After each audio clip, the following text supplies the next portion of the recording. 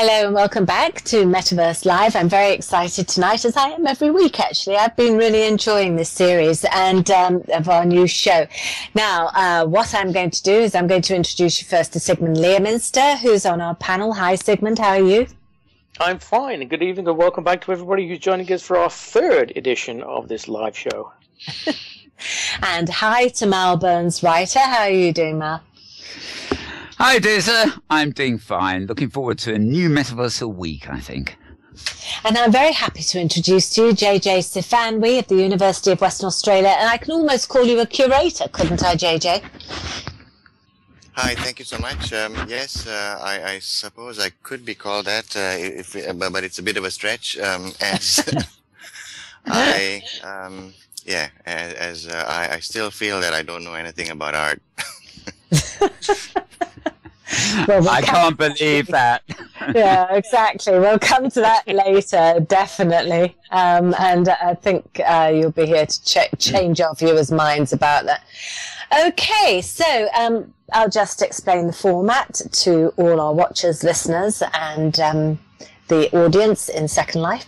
The format is basically we have our little panel here, and we generally take 3 or 4 subjects about which we talk, and it's an opinionated program, I think it's fair to say, and we hope not with too much bias, but knowing the feisty personalities of our panel, I think that's not necessarily to be believed. Okay, so our first subject today is Facebook, and this is to be introduced by Miles Burns-Writer, who has kept putting it on my subject list for some weeks now until I've actually succumbed to it.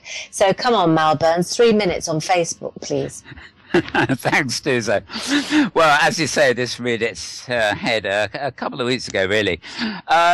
It's really more to do with Europe than anything else, but some question is being raised as to whether Facebook is actually legal. Basically, in all the European countries, and Britain has one of its own too, have a kind of Data Protection Act system, which basically doesn't forbids people to snoop and collect data on you without your permission. And Facebook, of course, has tended to collect data on everybody and anybody without asking permission at all. What is rather intriguing is that the European headquarters for Facebook have actually moved, apparently to avoid US tax, have moved to Dublin, which, of course, is in the European community, which means that all European Facebook customers, if not others, are now subject to European law. And what Facebook do in terms of their liberal collection of data and their recycling of it and using it and selling it, etc., would appear to be illegal.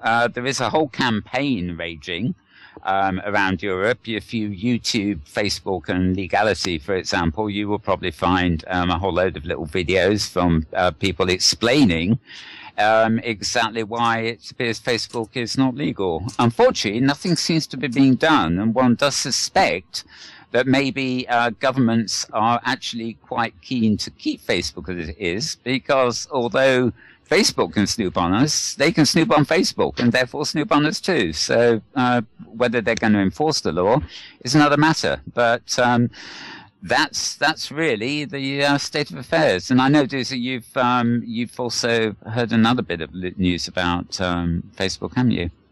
Well, I have, but actually I haven't been able to substantiate it, because I heard that Facebook users have been slammed with, I quote, slammed with pornographic images and some violent images. But actually, when I was looking through things, everything's been removed on that level, so I couldn't actually substantiate it in any way, shape or form. So hands up anybody who's received any pornographic images on Facebook on the panel. Not me. Not me. I've received a few, but I don't think they came from Facebook, though. Sorry, Sigmund, did I hear you come in there? I'm just saying no, none at all. But considering that the number of times that I actually go to Facebook at this point, if there are pornographic images, they're probably from 1936 and in black and white. So none at all. Okay, so why do you have an objection? Why do you not use Facebook more? I think there's a couple of things that spring to mind. Number one is that it is just so time consuming, and I say that in relation to all the other things that I do in virtual lives. You know, there's Facebook, there's Twitter, there's Second Life, and then if you're using LinkedIn or IMing, I mean, there's just so much, and there's only so much time in the day. So I found that one of the things is I just don't have the time to do it. The second is that I tend to find it somewhat trivial these days. I log on and I hear about all the trivia that's going on in other people's lives, and quite frankly, I'm not interested. If I have to see any more cute pictures of babies and puppies, you know, I've got my own kids. My kids are okay, but I don't want to force them down everybody else's throat. But it seems to be that Facebook is just full of people either bragging about what they're doing or trying to force their miserable lives on us at some level or another. So actually, I just find it turgid and tedious at this point. And the final point I will make is that all this issue about privacy on Facebook, I have another suggestion, which is to handle it by not using it. If I don't want stuff about me being pried into or known about, I just can turn the damn thing off. So there you go. That's my reason for being, if not anti-Facebook, just somewhat ambivalent. Well, that's some strong opinions there from Sigmund. I mean, like, yeah, did you find it ambivalent, JJ? with myself, the only things I don't like about Facebook are, you know, like Farmville and all that type of thing, which, yeah. you know, like I've got like 500 invitations for Farmville, but I never respond to those. But everything else, it's pretty, you know, pretty decent. There's they started off a game which actually seemed to be going in the direction of a virtual world at one point. I mean, I can't remember what it was now, but it was a kind of, I think it wasn't. I joined one at the beginning called Small Worlds, and I'm still in it, but I never play it. Is that the one? Oh, well, we're a jolly lot, aren't we, to be able to do it? So basically, tell me something that prevents you, Sigmund. I mean, you got quite curmudgeonly when you started talking about it. And the thing is, you said that you didn't have time for it. So what is it specifically you don't have time for Facebook, or is it just one of those things that you've actually left out, that there are other elements of social networking that you prefer? I think there are other elements of social networking that I maybe use more. So I think I'm more of a Twitterer. I'm involved in a couple of Twitter groups. I run my own Twitter stream for stuff other than Second Life. And by the time you've done all these things, again, the time runs out. I also like to watch TV. I like to listen to music. I like to read books. I like to go to the movies occasionally. And sometimes I go to the pub with real people and talk to them face to face. So when you start adding all these things in, you discover that there's only so much time for social networking. And I think that with Facebook, the appeal of Facebook as a sort of social gossip and keeping you informed about what other people are doing just doesn't really hold the appeal for me that it used to. So that's not to say other people don't like it, but what I'm saying is that it just doesn't appeal to me, and that I'm sure that if people have the time and energy to do it, that's great. But there are other ways I'd like to spend my time. Well, we use it for announcing programs and things like that. That's mainly it, and communing with people that wish to commune with us, really. And one of the things I've noticed recently is I'm becoming more and more confused by its privacy options. And I found the other day that in some obscure corner of a Facebook page somewhere in my real life, I was finding a whole list of basically my Second Life friends appearing there, and me being constantly asked by Facebook to add them to this particular page. Now, I had not connected those two accounts. Yeah, but Facebook knows everything, don't they? This is the worrying thing. So, I mean, yeah, go on. Yeah, I mean, I have to say, the legality thing aside of it, I find Facebook is very invasive. I trawl through so many feeds of news and stuff like that. I rarely read any incomings, even from Twitter and LinkedIn. But Facebook, I have a more or less a block on it. I think it's down to what I call the signal to noise ratio. I mean, it is all noise and no signal. There's just too much there, and I don't know how anybody on Facebook ever gets any work done, quite frankly. I, like you say, and it's the same with Twitter with me. I mean, I find them very important publishing mechanisms for anybody who's there and uses Facebook as a method of monitoring my feeds. Then I make sure my feeds get there. But I don't respond to feedback. And there's a another very invasive thing with Facebook is that if somebody uses Facebook to email you, the email arrives as a notice from @facebook.com. And if I get spammers spamming me, which they endlessly do, I'm not going to mention any names, but in Facebook there's some people who just can't shut up for 5 minutes. I literally block their email and have it sent to my spam folder. And the net result of this is that my email client sends every Facebook.com email to the spam folder. So I receive nothing from Facebook incoming at all, really. And on a very rare occasion, I will actually go there to check. The one thing I do get is the Facebook diary pages of events. They come into my Google account, and sometimes I go there to check the details, but I hardly ever go in there at all, and I can't understand how people can function while they're in there all day. Although some people have said that about Second Life. Doesn't Twitter operate the same way? I mean, like, there's a lot of noise, extreme amount of noise coming in from Twitter, and I've never been able to follow anything on Twitter. I only use it to send stuff out, and I don't know, who picks that up or sees it, or, yeah, that's right.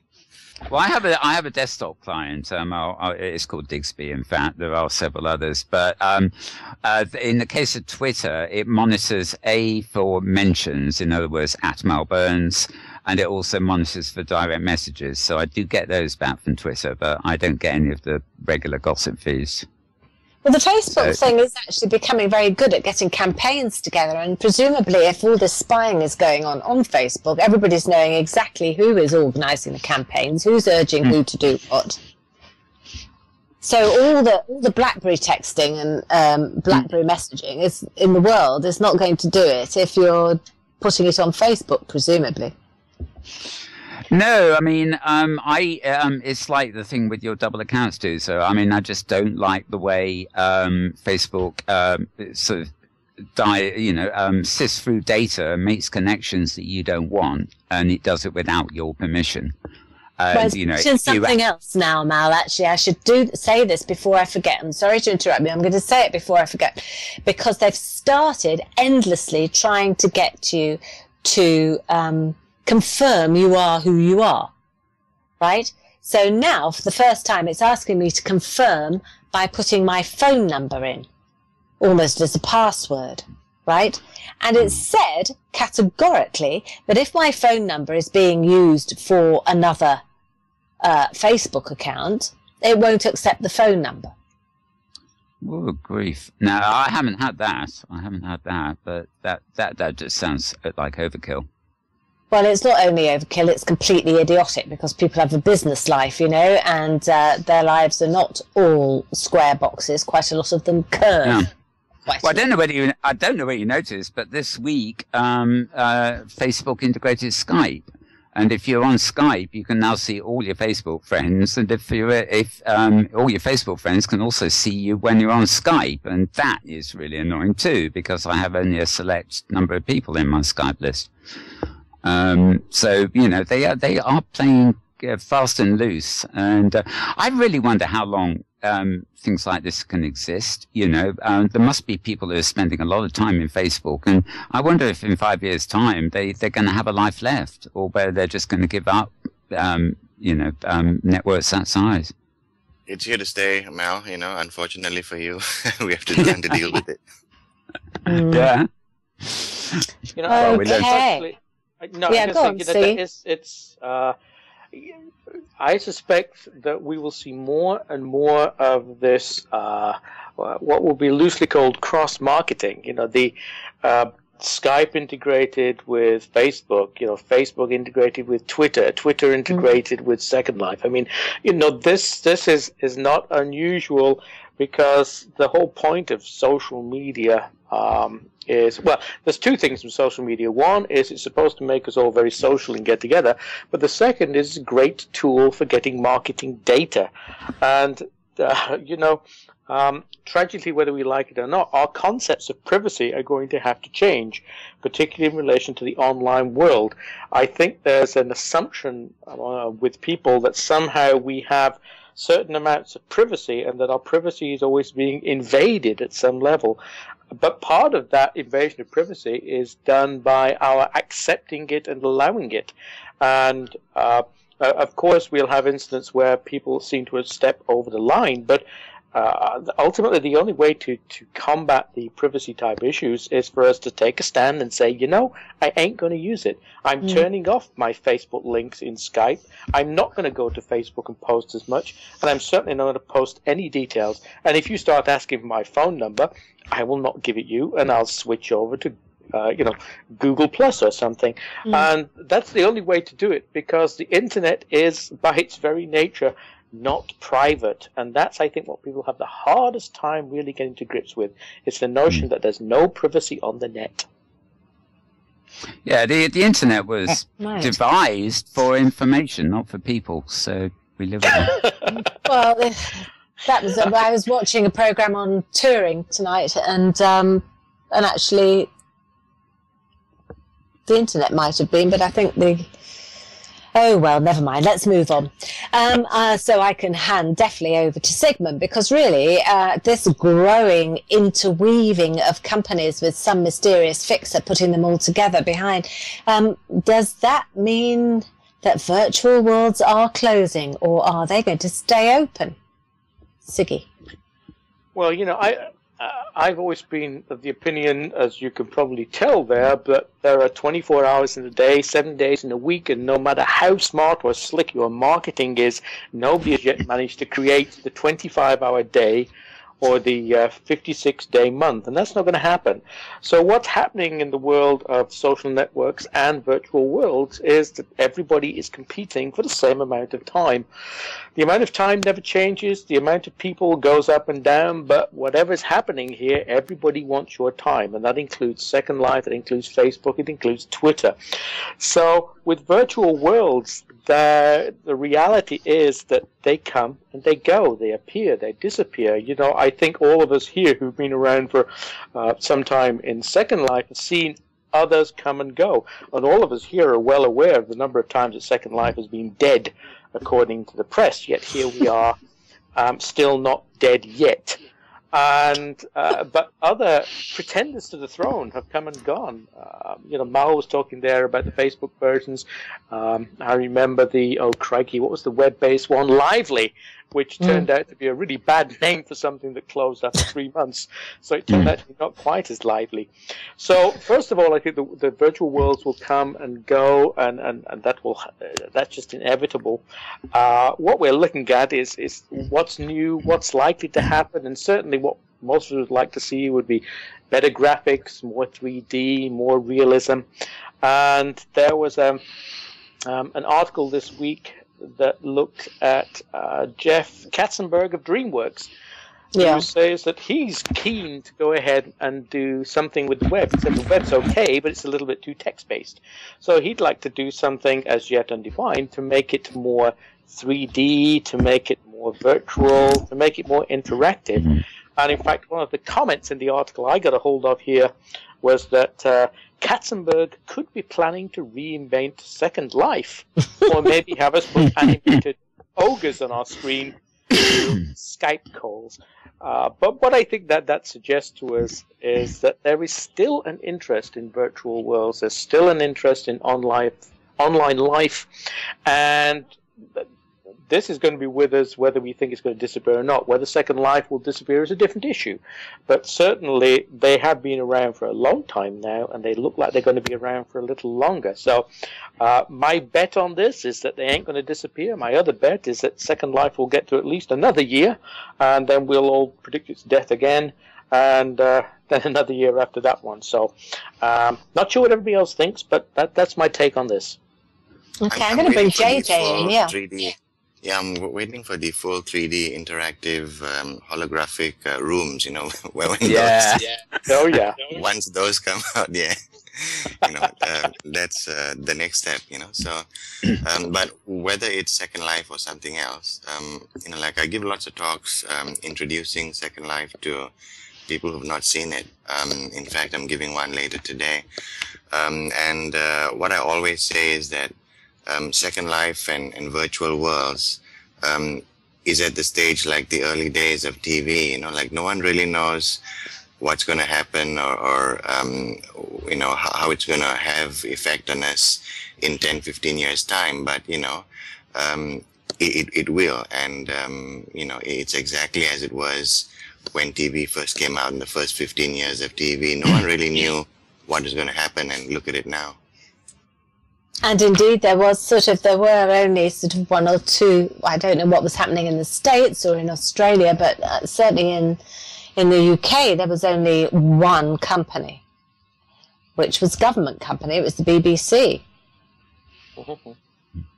And it was swiftly followed by certain commercial companies like, I don't know, Rediffusion or something. And I have no idea who they were then. And now it looks positively archaic, although we kind of go back to it every now and again to get a taste of the classic, because there was very, very good work going on then that has disappeared now to a great degree. It's a bit like building a building, you know. You have wonderful, wonderful old buildings that you could never afford to put on now. Mal, what's your view on this? You're a great one for wandering the virtual world. Yeah, I mean, actually, the great thing is, you know, I wonder if we're actually living in what will in future be considered the golden age. You know, when it's just so pioneering that we are in the golden age now. I actually, one of the things that brought this up, of course, was the news of Lego Universe closing in January. But I'm reading information about that, for example. They do constantly refer to players.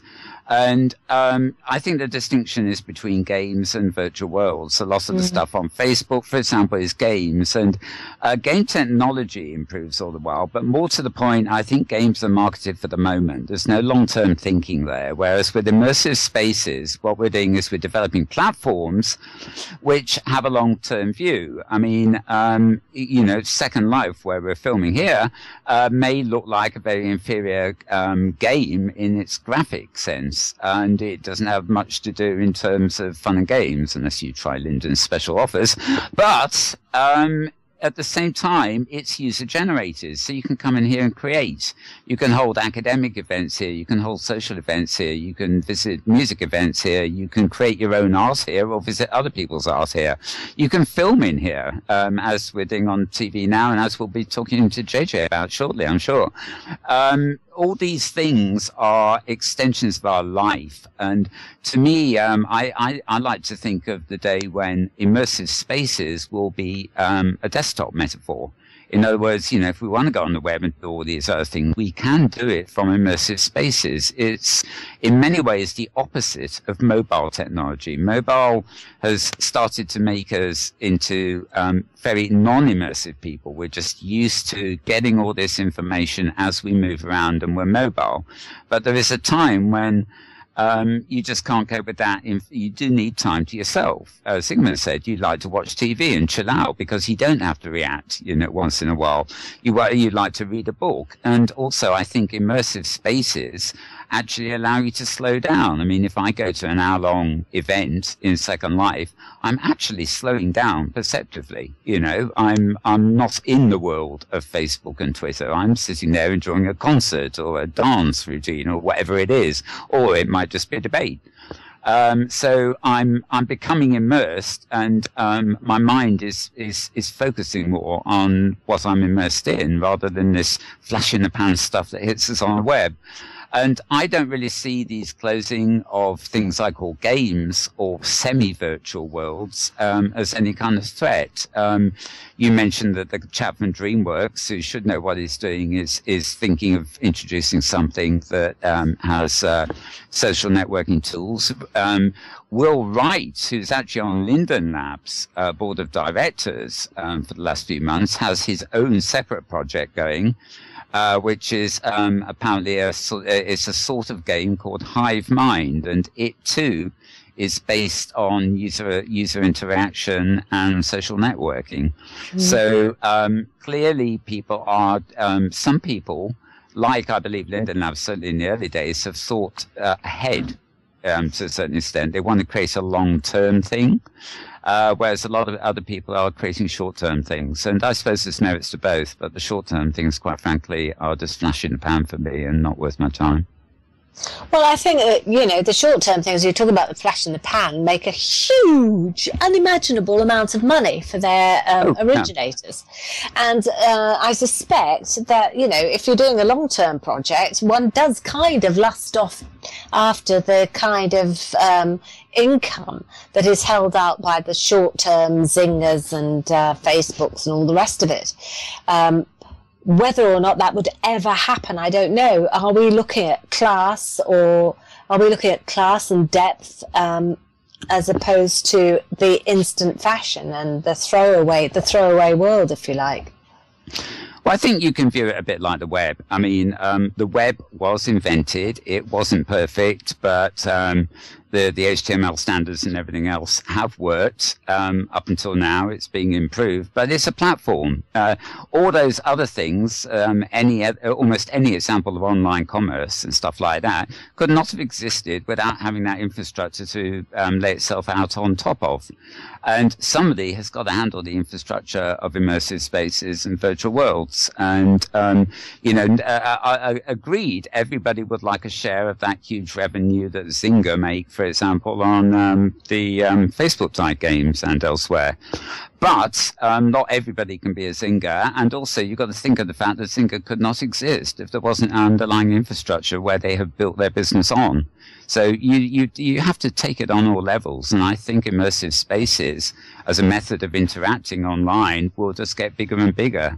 The exact sort of details of how it will all pan out, I think, is different. We may end up playing it via Sony Homes or Xboxes, or it may come in as a desktop interface on our television. Okay. Let's move on to the holographics that JJ was talking about, the holographic room. Now, JJ, you threw that in, but were you really joking? Not really. I mean, it's what I'm thinking. I mean, that's something that can get people who are not interested in 3D virtual worlds on a screen interested, So, I think many who grew up with Star Trek and stuff like that, have that expectation that that's what a 3D virtual experience is. So I know that that holographic technology or hologram technology is developing. I know that it's possible to do even now, but the cost would be astronomical. So it's just a matter of the cost coming down on providing an experience like that. So it'll be a virgin holographic room, won't it? Because Richard Branson gets hold of it, then it will happen. And you'll have to choose between your space travel or your holographic room. What do you think, Sigmund? Yeah, I just need to tap Richard on the shoulder. I'm meeting him next week, so over a beer. So I'll tell him he needs to put his focus on that. Yes, please. Yeah, absolutely. I'm serious about that because I do think he's a person that has dreams and gets them made. Tell him to come into the Metaverse and talk about it. Yeah, come and talk to us. Sigmund, which would you choose? Virgin space or virgin rooms? I would. Which would I choose? Oh, crikey. I think the general point here about the whole virtual world thing is that, as Mal said, there's an underlying technology necessary. And also with holographic technology, there's an underlying needs and expectations. I think I mentioned that a couple of months back, I was at a conference in Austria looking at brain control interfaces. And one of the papers that was talked about or mentioned there was on the use of Second Life as an experimental tool for analysis of people using movement within a virtual environment who could not move in the real world. And you can see there the sort of thing that JJ is talking about, in embryo, the notion that we can, move within a virtual space, even if we're restricted within the real world. And the time that this will become supremely addictive is the point at which the distinction between the real life and the virtual life ceases to be dramatic. We can see it a little bit now. All of us know of folks in Second Life who are so immersed in Second Life that their Second Life is not their second life, it's their first life. And it's because they become vested and immersed in a reality of their own choosing that they create and become more comfortable with it. They don't have to go through all the stresses and strains of real life.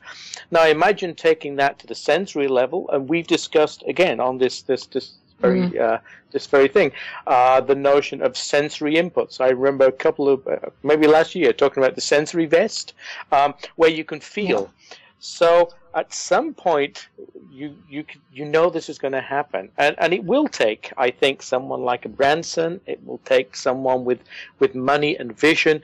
This is not going to come out of the the governments.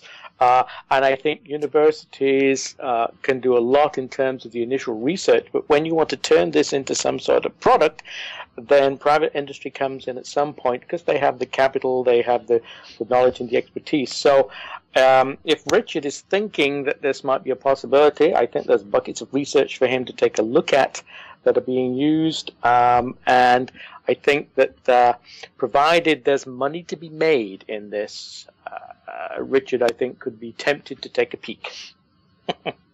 Well, we know there's money to be made. I mean, let's face it, that somebody has typed into IM here, holography will take pornography to a new level, shudder. Of course. But it is, of course, the first thing that all the developers think about. I mean, the first thing that you mentioned about this really was movement and sensation, wasn't it, Sigmund? I mean, is there going to be, do you think there would ever be a way of us doing the opposite of what we're doing at the moment, which is at the moment we are operating an avatar to move as we would wish it to move? Will there be anything, you're talking about what happens for people who cannot move in real life, for example, will there be any way of it happening the other way around, that the avatar moves and it moves the person in real who cannot move at the moment? Oh, good Lord, no, I hope not. I think, and this is where we start getting off into sort of Ray Kurzweil territory. We start to live in the Matrix or something, and that's. Well, you're into neuromancer already. With this we are, but actually, no. I think the notion that there could, there are ways I suspect that we can make the virtual world experience better. I think if it's visually better, it's more responsive, and we got to remember that underlying a lot of this stuff in the virtual world is not the technology bit as well, but it's the ability to make relationships and experiences. And I think one of the things that distinguishes Second Life as a platform, as opposed to some of the more what you might call branded commercial ones, such as Build-A-Bear or Barbie World, which are essentially a ways to shill a product. Second Life is much more open, and the openness of it is the one that allows you to be more creative. It allows you to become more interactive with people, and people can develop incredibly strong relationships within Second Life, which I doubt they get in Barbie World or Build-A-Bearville. And it's the importance of being able to make those relationships and sustain them that will make a virtual world, give it some longevity. And I think that's why Second Life still, in a sense, stumbles along, because nobody has yet found a really good way of giving people an environment where they can get together and relate the way they do. I mean, think about what we are doing now. I mean, crikey, here we are playing in a virtual world doing what we think are important things, but we couldn't do it without our relationships. We need to move away from the word playing. I mean, I think that's absolutely that's unfortunate that so many of us use the word playing when we're talking, and I never ever use it. And whenever I hear it, it kind of puts my, puts my dander up or something, because it's what will pigeonhole people who do use this. We need to move away from saying playing Second Life, and yeah, that's right. And it's unfortunate Second Life is called Second Life in the first place, because it gives itself to jokes immediately. So the first response when someone even doesn't know what Second Life is to respond, oh, okay, well, you use Second Life because you don't have a first. I mean, and that's unfortunate. Yeah. Well, that's for the unimaginative and the shallow, I think, that kind of reaction to it, to be honest. And we were talking last week about what is Second Life, how does it brand itself, does it fall between stools? But actually what I'm hearing, the very person that was positing that question last week is saying, actually Second Life is a world that is branding relationships as its raison d'etre, really. That's true. I mean, with UWA, the most important thing to come out of it is the building of community, and the interest in with the academic circles that I've moved in is how events that have been organized is able to pull together a community from around the world so easily, and so that has been the key. Well, let's segue into that, JJ. Now, we're coming up to the University of Western Australia grand finale, which is happening at the end of November, beginning of December. So what is that? Tell everybody what that is, JJ. Well, there's two events happening, and they'll be happening from 6 a.m. Second Life time on the 11th of December. That's the grand finale announcement of winners for the UWA 3D Open Art Challenge. It's an art challenge that has continued for 1 year. We've had monthly winners across every month for 12 months, and the top three from every month have been selected into the grand finale. And a series of judges from around the world are now looking at the artworks that have made it to the grand finale, and a winner will be announced on the 11th of December. To go along with that, we're running a Machinima challenge as well. And for the Machinima challenge, the machinimatograpers are asked to film the artworks that have been part of the UWA 3D Open Art Challenge. So they can either film one artwork, or they can film a number of artworks and weave that into a story. So, and we've got 83 Machinima entered to that to that part of the competition, and selection of winners is going on, and the audience can participate as well. So there's 10,000 linden set aside for anyone, any resident of Second Life who wants to vote for the artworks, and there's 20,000 linden set aside for the for three residents who provide a top 10 list, which most closely matches the actual outcome of the judges. The overall prize pool for both competitions put together is close to 2 million linden. So it's been good. So who has contributed this prize money, JJ? Well, the prize money has come from many places across the year. We have a significant portion coming from the University of Western Australia, from the Cultural Precinct, and from the Vice Chancellery, and from the School of Physics. We have funds coming in from the Open This End art group led by Aino Bar. We have funds coming in, private donations from Patch Thibault, from Midnight Rain Glass, from art groups around the world. Pirates have contributed funds. The Tornado Gallery with Taralyn Gravois have donated funds. We have art galleries based in Canada, in France, in the United States, all over the world. Have been contributing funds every month towards the prizes. So it's almost surreal for me, that what we've started. People suddenly tap me on the shoulder and say, "Hey, I'd like to contribute some funds for the prizes," and I'm very grateful for that. And at the same time, I almost can't believe it's happening. It's quite extraordinary, isn't it? Because that was an acorn, really, of an idea that you did, and you were, I think, from what I recall, you were sort of pretty sort of isolated in the building of it, and then gradually over time, it just became like a snowball running downhill.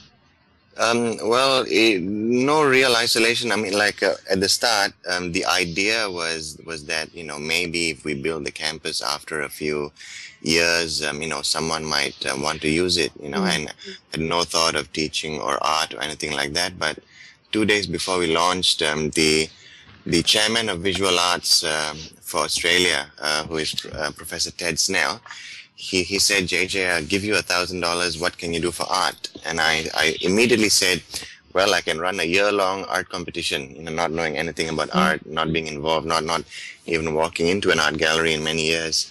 And I had no idea what I was saying at the time. Anyone who has used Second Life for a period, I was, I think, about 3 weeks old at the time, saying I will run a year-long art competition.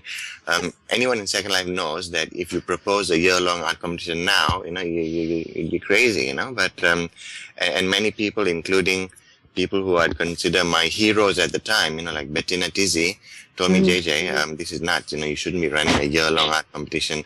No one's going to follow it." But little did they know. Yeah, I'm extremely stubborn, and didn't listen to people whom I respected even at the time. And in a way, it's good that I didn't listen, because the art led to the machinima, and the machinima competition, the very first one, is what inspired my vice chancellor, Professor Alan Robson, and people like John Stubbs, who's the director of student services at UWA, to contribute funds to allow the UWA presence to be stable across 3-4 years in all areas: teaching, research, architecture, and art. So, yeah. Wow, it's just incredible.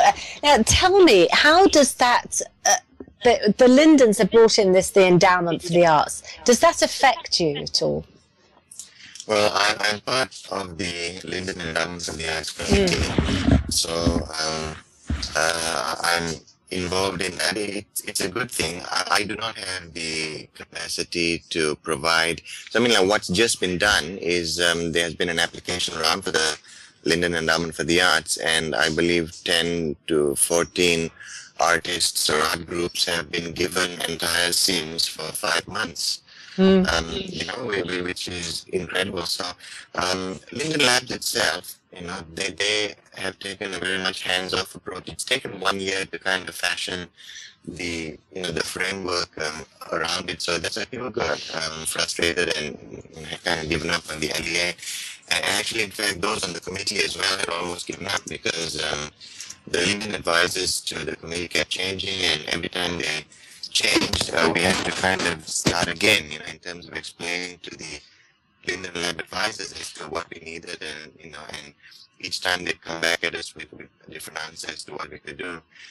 So it took a long time, but now it's going gangbusters, I think, and it is providing space for a lot of artists to use. It's fantastic. Sigmund, you're a great aficionado of the arts, aren't you? It's strange to think that the artistic possibilities within Second Life are something you really don't hear much about in, say, the popular press or the news. I mean, if you type into Google Second Life news or something like that, or virtual world news, the chances are you'll come across something about somebody having virtual sex with somebody and relationships breaking up, or it's this game that people play who, like JJ said, should get a first life, etc. But there's an awful lot of things that happen within Second Life that people in general don't get to hear about. And artistic events like this, where you have, as you said, 80-something... 83 machinima. 83 machinima things put into here. That's an awful lot of time, effort, and energy. And if you spend your time wandering around Second Life, looking at some of the builds, it's incredible what you can see and what people have done. And I think these are the things that don't necessarily get out into the rest of the world. It's the more sensational aspects of Second Life that are entertaining, but actually there's an awful lot more. And this is, I think, an excellent example of where art can be pushed to some, very bold limits. And look at this, as I say, 83 people have entered. That's just incredible when you think about it. Well, 83 people have entered the Machinima Challenge, but with the artworks, we've received 859 artworks across the year, right? So it's like 3D artworks, and then with Machinima, artists filming the artworks. So we have 59 of those 859 making it to the grand finale.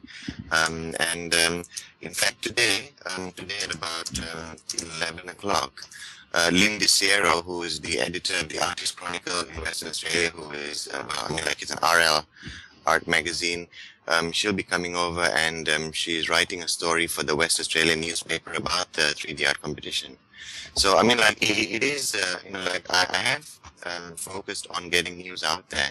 On the blog, on the UW blog, you'll see lots of examples of real-life links to Second Life where people are finding out about it. For instance, there's a book which I'm holding in my hand right now called The 100 Treasures from UWA. It's a book which a lot of alumni at UWA have purchased and things like that.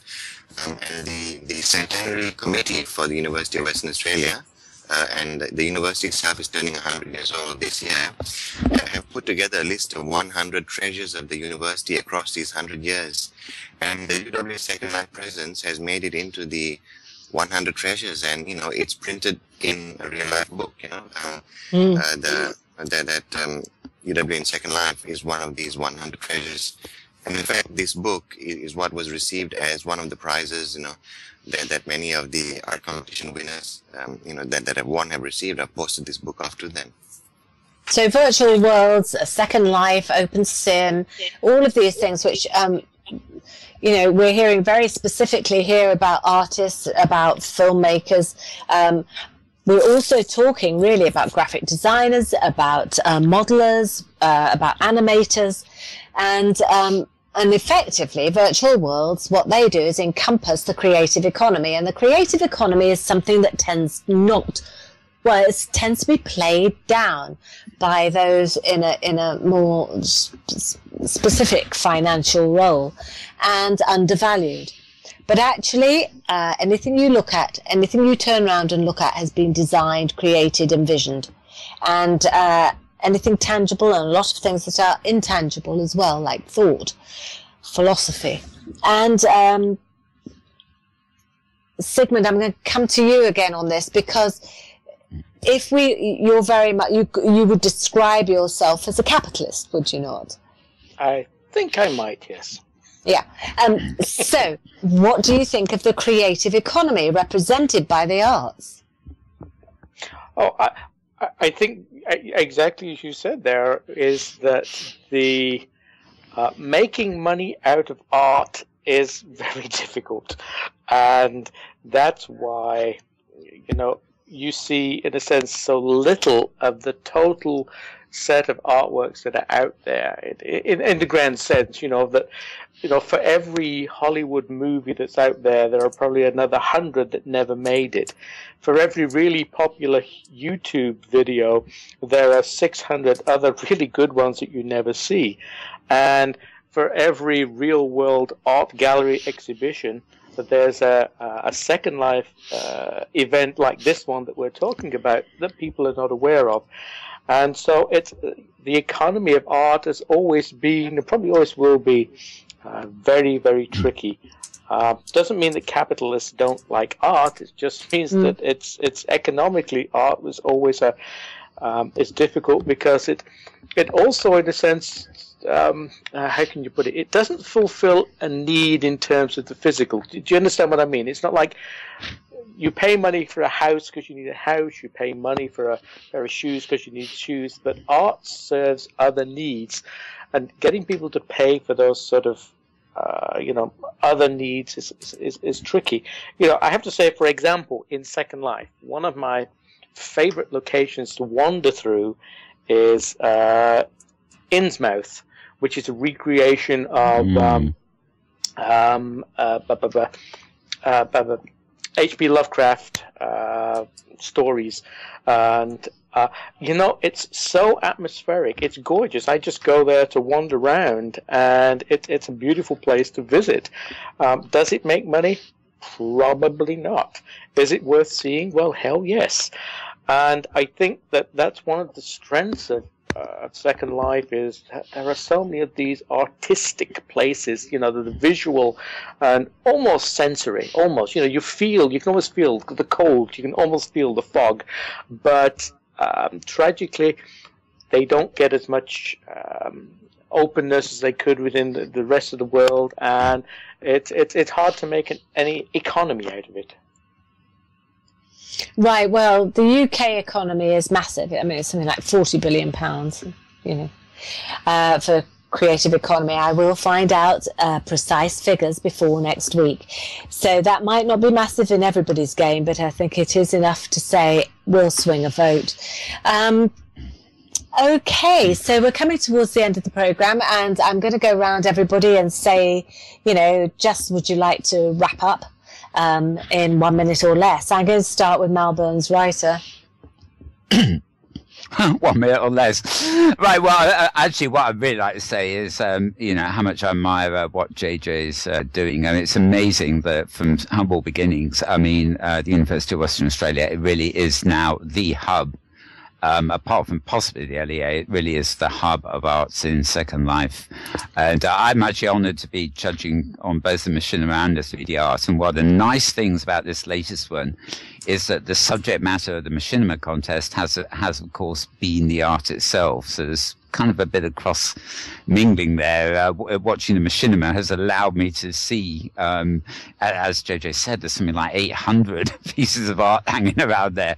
It's an almost impossible task to see them all, but it is just such a phenomenal effort and such a phenomenal achievement that JJ and the EWA have done that I'm still speechless, really. So thank you, JJ. It's amazing. Thank you, Mal. Sigmund. I'm going to echo exactly what Mal said there. This is clearly a phenomenal event, and any time that such a widespread of art and creativity is available in Second Life deserves to be celebrated. And we're talking about it. I just hope that lots of people manage to turn up, to go see it, to go take part in it, and look forward to next year when it's all done all over again. And JJ.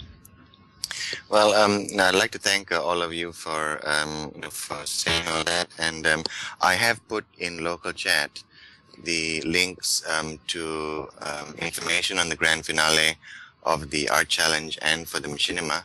I'd encourage everyone who has any interest in it to teleport to the locations, have a look, and please take part in the People's Choice vote, because you can help choose a grand finale winner from the People's Choice perspective.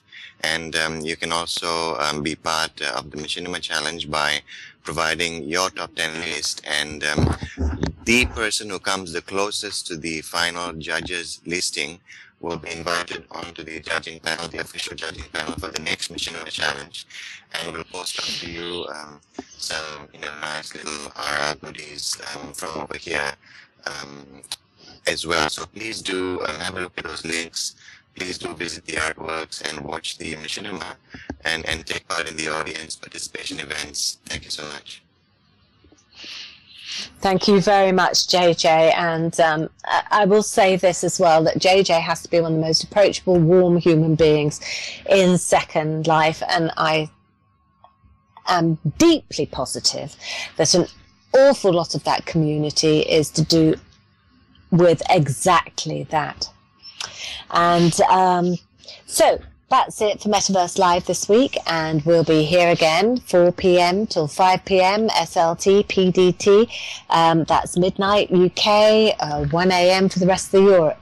Otherwise, you can come and see the repeats of this show on NBC One or Metaverse TV on our website, www.metaversetv.com. And if you've got any subjects that you particularly like us to approach, something that's current in the news that's happening now, or you'd like us to hear about it, then do drop me a note card, do's a resident, at Metaverse Television.